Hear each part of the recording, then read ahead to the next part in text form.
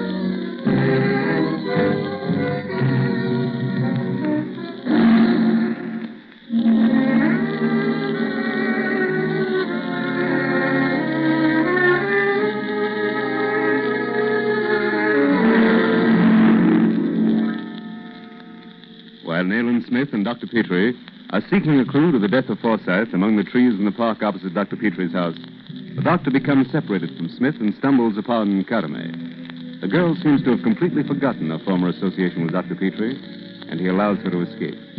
Later that night, on seeing the ghostly blue light which lured Forsyth to his death, Smith and Dr. Petrie return to the park, hoping to trap Forsyth's murderer. The limb of a tree under which they stand breaks off and crashes to the ground at their feet. Clinging to the broken limb is a dacoit. Before he can use the knife clasped in his hand, Smith kills him with a bullet from his gun. Then, as they stand looking at the dacoit, a small black animal leaps toward them from the nearby underbrush. Petrie fires, there is a weird howl, and then... I got it. Why, here it is. Nayland. It's nothing but a large black cat. So it is, Petrie. You remember the little parcel we found in that basket of Karame's? Yes, it contained valerian. Yes. And you know as well as I do that a cat will go through fire and water for valerian. However, that's what the milk and fish were for. To capture this animal? Well, not this one, Petrie. The one used last night on Forsyth. I'd recognize the prints under the trees for those of a cat. And you believed if the animal had been released here, it would still be somewhere in the neighborhood? Yes. I located it finally and laid my trap for the milk and fish. Then I killed it. I had to. And buried it. Well, why bury it, Nayland? Well, look. The claws of this one are sheathed now, but if you could examine them, you'd find them coated with a shiny black substance. Only Fu Manchu knows what that substance is, Petrie. But we know what it can do. But the blue light, now what caused that? A length of tape soaked in spirits. The tape was thrown over the limb of a tree and lighted near the ground. The flame rose and went out when it reached the upper end of the tape in the top of the tree. I found an unburnt end last night.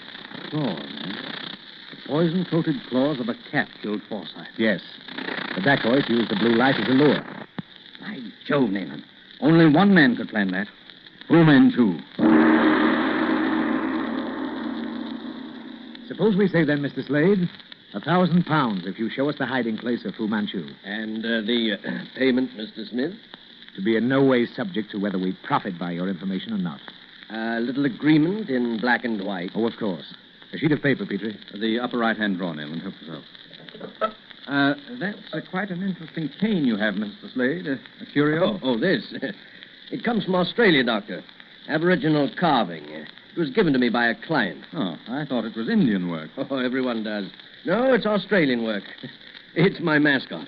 So? Yes. Its former owner ascribed magical powers to it.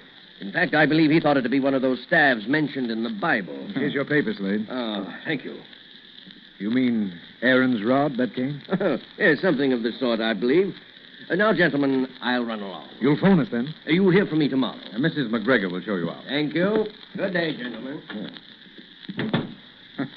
Considering the importance of his proposal, Nayland, you weren't very cordial to our visitor. Oh, I hate having any relations with him at all.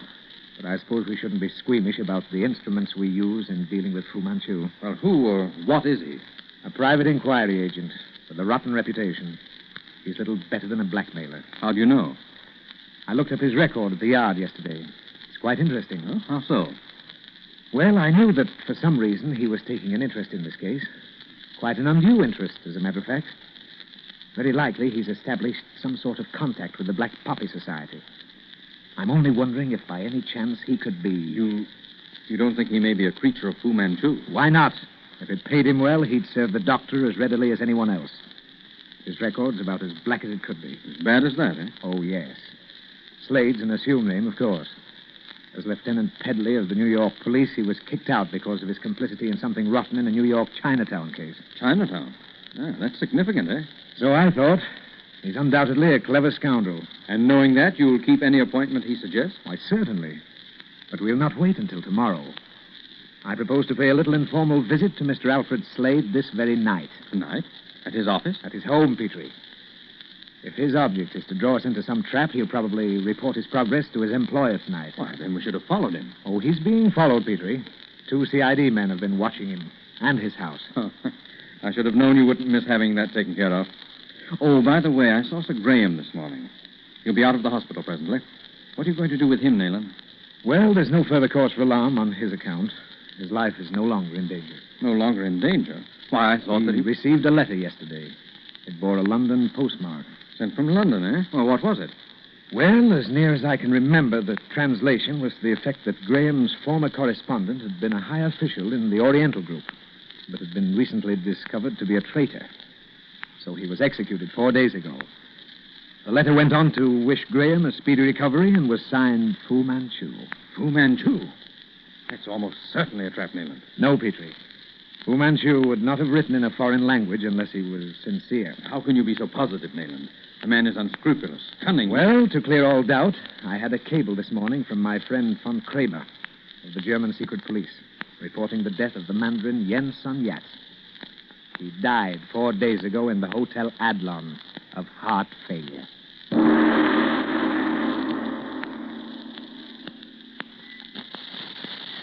That's you, Carter? Taylor is watching from down below. Inspector Weymouth is in a taxi a little farther up the street. Right. Well? That's the place across the road. Slade came in 10 minutes ago. He came in a cab. He hasn't gone out again? No, sir. A few minutes after he came in, another cab came up with a lady. She went inside. A lady? The same that called on her before, sir. Nayland, it isn't... Academy? Yes, Petrie. All right, Carter. Go back to your post. Yes, sir.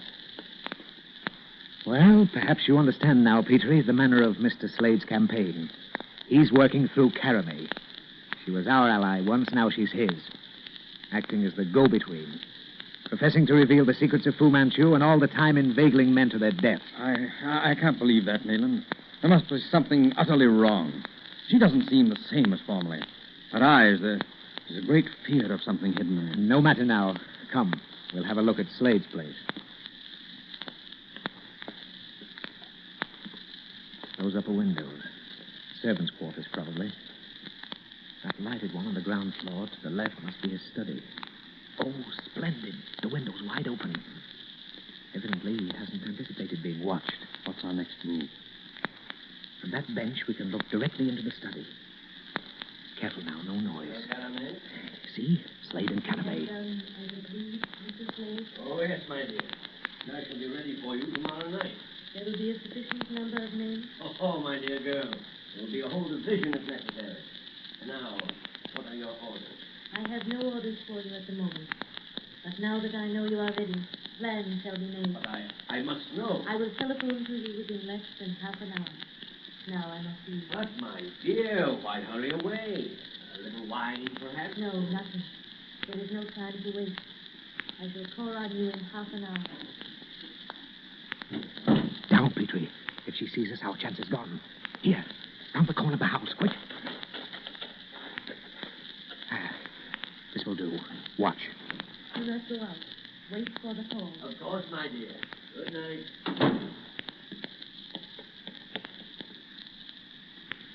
Now back to that window. Weymouth is waiting out there in his taxi. He'll follow her. Come on. Yeah.